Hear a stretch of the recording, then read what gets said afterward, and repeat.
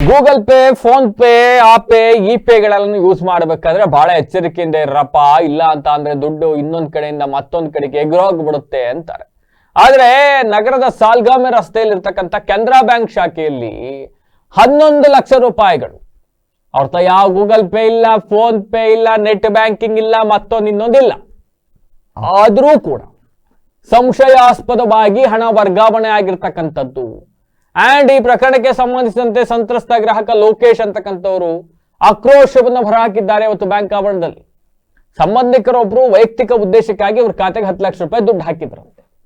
ಆದ್ರೆ ಜನವರಿ 14ನೇ ತಾರೀಕು ರಾತ್ರಿ 11 ಲಕ್ಷ ರೂಪಾಯಿ ಹಣ ಕೂಡ 16 ಖಾತೆಗಳಿಗೆ, 16 ಬೇರೆ ಬೇರೆ ಖಾತೆಗಳಿಗೆ ಇವ್ರಿಗೆ ಗೊತ್ತಿಲ್ಲದಂಗೆ ವರ್ಗಾವಣೆ ಆಗ್ಬಿಟ್ಟಿದೆ ಅಂತ. ಇವ್ರು ಹಾಕಿಲ್ಲ ದುಡ್ಡ, ಆದ್ರೆ 11 ಲಕ್ಷ 16 ಬೇರೆ ಬೇರೆ ಖಾತೆಗಳಿಗೆ ವರ್ಗಾವಣೆ ಆಗಿದೆಯಂತೆ.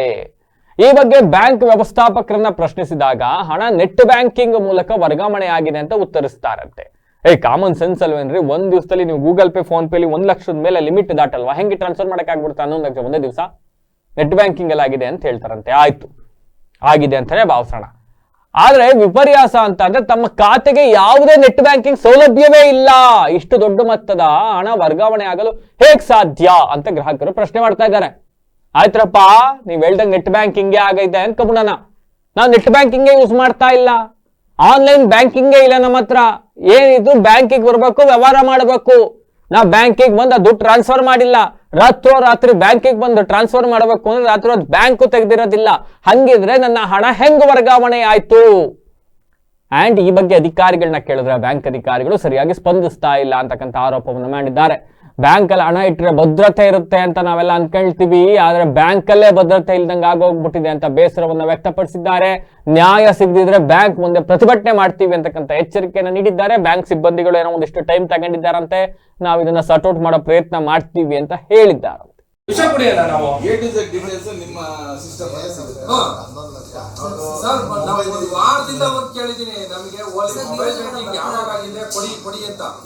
ಮೊಬೈಲ್ ಬ್ಯಾಂಕಿಂಗ್ ಯಾವಾಗ ಆಗಿದೆ ಕೊಡಿ ಅಂತ ಕೇಳಿದ್ರೆ ನಮ್ ಸಿಸ್ಟಮ್ ಅಲ್ಲಿ ಬರಲ್ಲ ಅಂತ ನಮಗೆ ಗೊತ್ತಾಗಲ್ಲ ಅಂತ ಉತ್ತರ ಕೊಡ್ತಾರೆ. ಸರ್ ಅವ್ರು ಬರ್ತಾರೆ, ಎಲ್ಲರೂ ತೆಗಿಲಿದ್ದು ಬಿಡಿ ಮೇಡಮ್. ಇವತ್ತು ವಿಷ ಕುಡಿಯೋ ಪರಿಸ್ಥಿತಿ ಬಂದಿದೀವಿ ನಾವು. ನೀವೇನೋ ಒಂದ್ ಲೆಟರ್ ಟೈಪ್ ಮಾಡ್ಬಿಟ್ಟು ಕೊಟ್ಬಿಟ್ರಿ ನಮ್ಗೆ, ಮೊಬೈಲ್ ಬ್ಯಾಂಕಿಂಗ್ ಅಲ್ಲಿ ಹೋಗಿದೆ ಅಂತ. ನನ್ನ ಮೊಬೈಲ್ ಇಲ್ಲೇ ಇದೆ, ತಗೊಳ್ಳಿ, ನನ್ನ ಮೊಬೈಲ್ ಬ್ಯಾಂಕಿಂಗ್ ಇದೆ, ಚೆಕ್ ಮಾಡ್ಕೊಳ್ಳಿ. ಏನಿದೆ ನಾನು ಏನಾದ್ರು 10 ರೂಪಾಯಿ ಮೊಬೈಲ್ ಬ್ಯಾಂಕಿಂಗ್ ಮಾಡಿ ಸಿಸ್ಟಮ್ ಅಲ್ಲೇ ಸಿಗುತ್ತಲ್ವಾ ಸರ್? ಅದು ಕೊಡ್ಲಿ ನಮಗೆ ರಿಪೋರ್ಟ್. ಮೊಬೈಲ್ ಬ್ಯಾಂಕಿಂಗ್ ಇದ್ರೆ ತಗೊಳ್ಳಿ ಸರ್.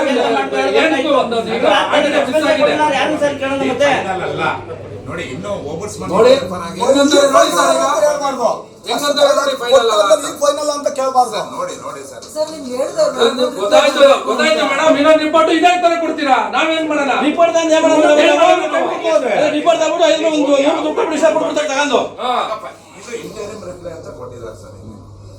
ಅಂದ್ರೆ ಮಧ್ಯಂತರವರ್ತಿ ಅಂತ ಕೊಟ್ಟಿದ್ದಾರೆ. ಮಧ್ಯಂತರವರ್ತಿಗೆ ಹಿಂಗ್ ಕೊಟ್ಮೇಲೆ ಕೊಡ್ತೀರಾ? ನನಗೆ ಈ ತರ ಮೊಬೈಲ್ ಬ್ಯಾಂಕಿಂದ ಆಗಿರೋದು ಅಂತ ಹೇಳ್ಬಿಟ್ಟು ಅವ್ರಿಗೆ ಯಾರು ಅರ್ಥ ಮಾಡಿಸ್ಬೇಕು? ಇದು ಬ್ರಾಂಚ್ ಅರ್ಥ ಮಾಡಿಸ್ಬೇಕಾದ್ರೆ ಅವ್ರಿಗೆ ರೆಸ್ಪಾನ್ಸ್ ಮಾಡ್ಬೇಕಲ್ವಾ ಕ್ಲಿಯರ್ ಆಗಿ. 4 ದಿನ ಬಂದಿದ್ದೀವಿ ನಾನು, ನಮ್ 4 ದಿನ ಸರ್. 4 ದಿನ ಅವ್ರಿಲ್ಲ ಅಂದ್ರೆ ನಾವೇನ್ ಮಾಡೋಣ? ನಾವ್ ವಿಷ ಕುಡಿಯೋಣ? ಇವತ್ತು ವಿಷ ಕುಡಿಯೋ ಪರಿಸ್ಥಿತಿ ಬಂದಿದೆ. ಅದೇನ್ ಮಾಡ್ತೀರಾ ಮಾಡಿ, ನಿಮ್ ಬ್ಯಾಂಕೇ ಜವಾಬ್ದಾರಿ ಮೇಡಮ್, ಬ್ಯಾಂಕೇ ಜವಾಬ್ದಾರಿ ಮೇಡಮ್. ನಾನು ಇಟ್ಟಿರೋದು ನಿಮ್ ಬ್ಯಾಂಕ್ ಅಲ್ಲಿ, ನಾನು ಯಾವ್ದೇ ಮೊಬೈಲ್ ಬ್ಯಾಂಕಿಂಗ್ ಮಾಡಿಲ್ಲ, ಯಾವ್ದು ಮಾಡಿಲ್ಲ ಮೇಡಮ್. ಇದ್ರೆ ನಂದೇನಾದ್ರು ತಪ್ಪಿದೆ ಅಂದ್ರೆ ನಾನು ಈಗಲೇ ಹೋಗ್ತೀನಿ ಸರ್. ಒಂದ್ ಚೆಕ್ ಅಲ್ಲಿ ಒಂದೇನಾದ್ರು ಸೈನ್ ತಪ್ಪಿದ್ರೆ ದುಡ್ಡು ಕೊಡೋರಿಗೆ ಅವ್ರು ಕರೆಸಿ ಅಂತ ಕೇಳ್ತಾರೆ ಇವರು. 1.25 ಗಂಟೆಗೆ ಸರ್ 11 ಲಕ್ಷ ಹೋಗಿದೆ ಅಂದ್ರೆ 1 ಗಂಟೆಗೆ ಸಾಧ್ಯನಾ? 1.25 ಗಂಟೆಗೆ ನಾವೇ ಒಂದು ಮೊಬೈಲ್ ಬ್ಯಾಂಕಿಂಗ್ ಮಾಡಬೇಕು ಅಂದ್ರೆ ಇವರು OTP. ಕೆನರಾ ಬ್ಯಾಂಕಲ್ಲಿ ನಮ್ಮದು ಅಕೌಂಟ್ ಇದೆ.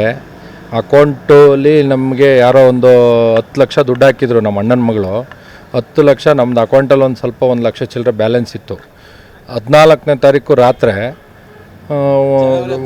ಜನವರಿ 14ನೇ ತಾರೀಕು ರಾತ್ರಿ 11 ಲಕ್ಷ ಚಿಲ್ಲರೆ ಅಕೌಂಟಿಂದ ಟ್ರಾನ್ಸ್ಫರ್ ಆಗಿದೆ. 16 ಅಕೌಂಟಿಗೆ ಟ್ರಾನ್ಸ್ಫರ್ ಆಗಿದೆ.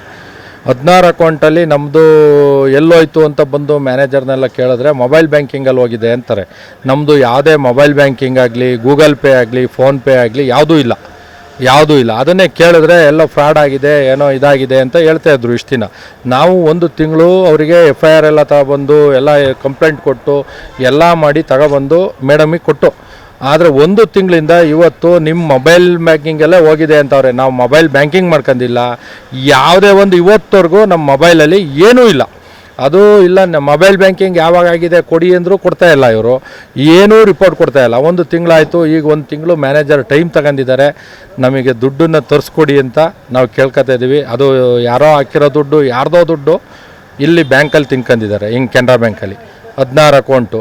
ಈ ನಮ್ಮ ದುಡ್ಡಿಗೆ ನಾವೇ ಜವಾಬ್ದಾರಿ. ಬ್ಯಾಂಕಲ್ಲಿಡೋದು, ಮನೇಲಿಡೋದು, ಮನೇಲಿಟ್ಟರೆ ಮನೇಲಿ ಕಳ್ತಾನ, ಬ್ಯಾಂಕಲ್ಲಿಟ್ಟರೆ ಬ್ಯಾಂಕೇ ಕಳ್ತಾನ. ಇದು ಯಾರು ಏನು ಒಂದು ರೆಸ್ಪಾನ್ಸ್ ಇಲ್ಲ. ಅದಕ್ಕೆ ನಾವು ಬಂದು ಇಲ್ಲಿ ಹೋರಾಟ ಮಾಡೋಣ ಅನ್ಕೊಂಡು ಬಂದಿದ್ದು. ಅವರು 1 ತಿಂಗಳು ಟೈಮ್ ತಗೊಂಡಿದ್ದಾರೆ. 1 ತಿಂಗಳು ಟೈಮು ಏನಾಗುತ್ತೆ ಅಂತ ನೋಡ್ತೀವಿ. ನೆಕ್ಸ್ಟ್ ಮುಂದಿನ ತಿಂಗಳವರೆಗೆ ನಮಗೇನು ದುಡ್ಡನ್ನು ಒದಗಿಸ್ಕೊಡ್ತಾರೋ ಇಲ್ಲ ಏನು ಮಾಡ್ತಾರೆ